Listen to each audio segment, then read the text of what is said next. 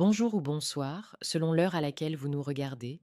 Je suis votre chroniqueuse audio et animatrice de podcast à l'ODJ Média, chargée de vous lire fidèlement, mot pour mot, la chronique de Mustapha Sehimi intitulée Maroc, une diplomatie de multi-alignement qu'on écoutera ensemble dans ce podcast.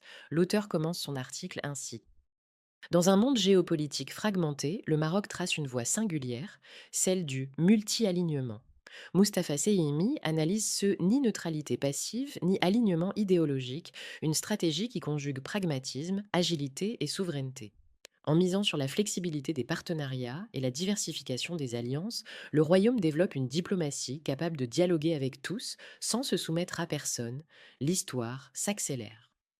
Le monde bipolaire de la guerre froide a pris fin avec la chute du mur de Berlin en novembre 1989 et le sinistre de l'ex-URSS. Depuis plus de 2 décennies, le Maroc entend se repositionner dans un monde en profonde mutation. Il s'agit d'une stratégie que l'on peut qualifier de multi-alignement diplomatique, une approche qui se veut flexible, pragmatique et équilibrée. Pas d'alliance rigide, mais autre chose. Tirer parti de la multipolarité mondiale et rechercher une autonomie stratégique. Celle-ci a porté ses fruits en optimisant des ambitions régionales et même internationales. Le temps long d'un quart de siècle, cette réarticulation au dehors s'est faite dans le temps long d'un quart de siècle. Sous le précédent règne, le Maroc avait des liens étroits avec l'Occident, notamment la France et les États-Unis. En même temps, Rabat arrivait à se préserver une certaine marge de manœuvre souveraine. Celle-ci s'exprimait par un rôle de médiateur, par exemple dans les conflits arabo-israéliens ou africains, ainsi que dans le cadre de solidarité culturelle, arabe 2019, monde islamique. Avec Mohamed VI, l'on a affaire à une diplomatie pratiquement tous azimuts, marquée par plusieurs axes.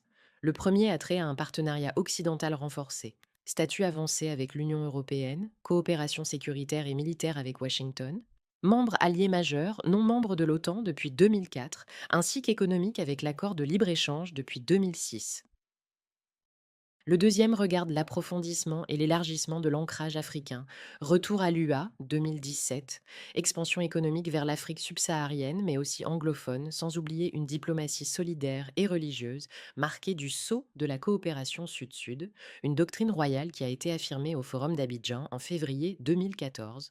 Il faut y ajouter l'ouverture vers les puissances émergentes, Chine, Russie, Inde, avec des partenariats stratégiques sans oublier d'autres latitudes géographiques, Amérique latine. Enfin, l'axe relatif à l'insertion plus accentuée avec le monde arabe, en particulier les monarchies du Golfe, à la normalisation avec Israël, mais couplé à une solution à deux États, avec Al-Quds, dont il préside le comité comme capitale de l'État palestinien. Une diversification donc, une ferme volonté d'émancipation diplomatique, une multiplication des leviers d'influence.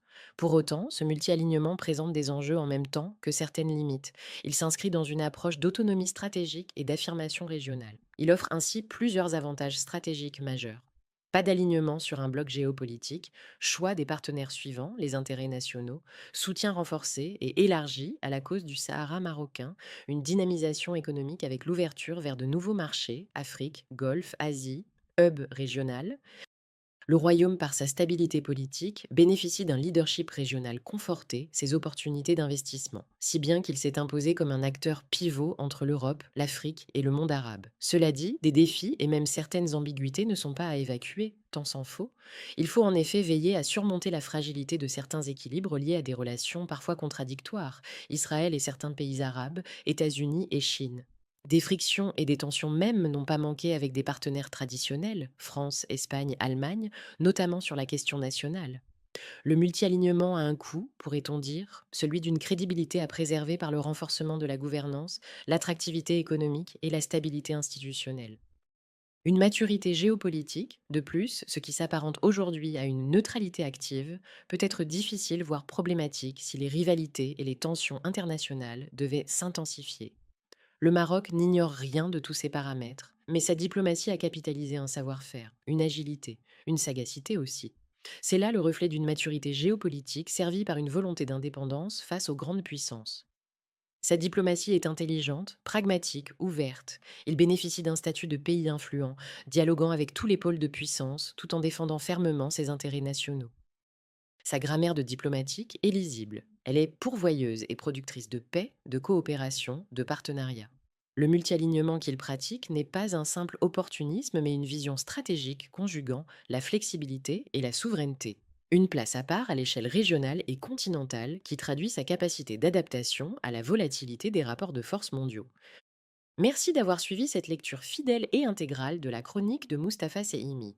On se retrouve très bientôt pour une nouvelle chronique, toujours ici sur l'ODJ Média. À très vite.